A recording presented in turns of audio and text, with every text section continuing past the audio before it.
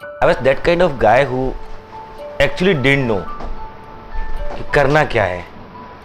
We should see middle town, छोटा शहर, वहाँ पर IAS बनना बड़ी बात है. Because of my parents' ambitions and environmental ambitions जो होते हैं ना, they said you should go for UPSC. I just see कि from my 8th, 7th standard or 6th standard, I know what is UPSC.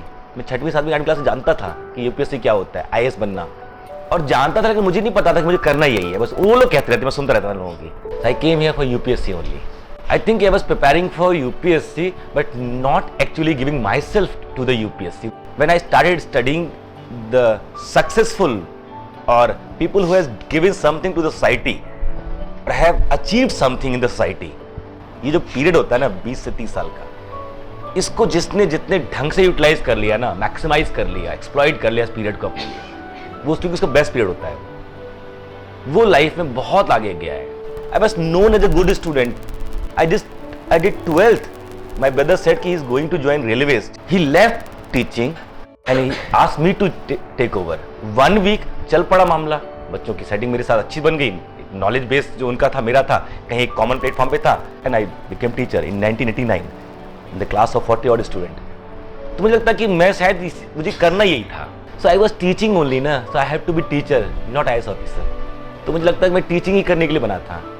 Extraordinary चीज़ें ना हर एक के पास नहीं आ पाती, बट हम मेजोरिटी लोग ऐसे जाते हैं, उसमें से फेल होके आते हैं, वही बहुत बड़ा नंबर होता है. I belong to that number. तो IAS बनना या रिसर्च करना या कहीं बाहर जाकर कुछ इनोवेट करना, ये सब शायद मेरे इन्वायरमेंट में था ही नहीं. I know the celebration in my home of pressure cooker, of gas stove, of black and white TV. So in these things, in these circumstances, any planning cannot go. It is just environment which will take you to wherever you want. It is not that where your environment want to take to you, it will definitely flow. It is not you who will decide, it is society will decide.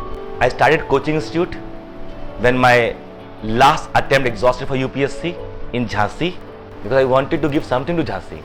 UPSC coaching institute. In 8 months I exhausted, collapsed. It's not easy.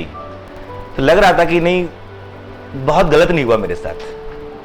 I was blessed, over blessed. I used to complain. I wanted this, I wanted that, I wanted this. खूब complain की life से. Close myself in a room for 2 days. In the next morning when I wake up, what to do?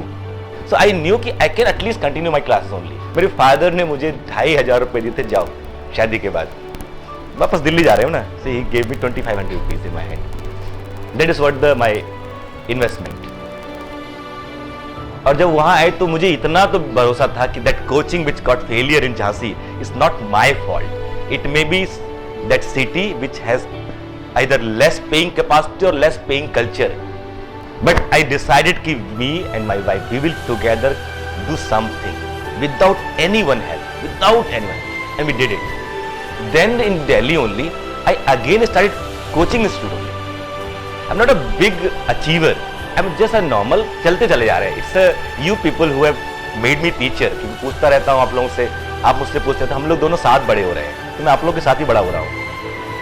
But ये मुझे मालूम है कि मैं ऐसे लोगों में वो आग लगा सकता हूँ कि जो रिसर्च तो खतरनाक करेंगे. शायद मुझे उनकी रिसर्च पेपर पढ़ने में भी दिक्कत होगी, but they will something extraordinary. हमने जहाँ खत्म किया वहाँ शुरू करोगे. गाइड मूवी देखी है ना, मैं वही हूँ.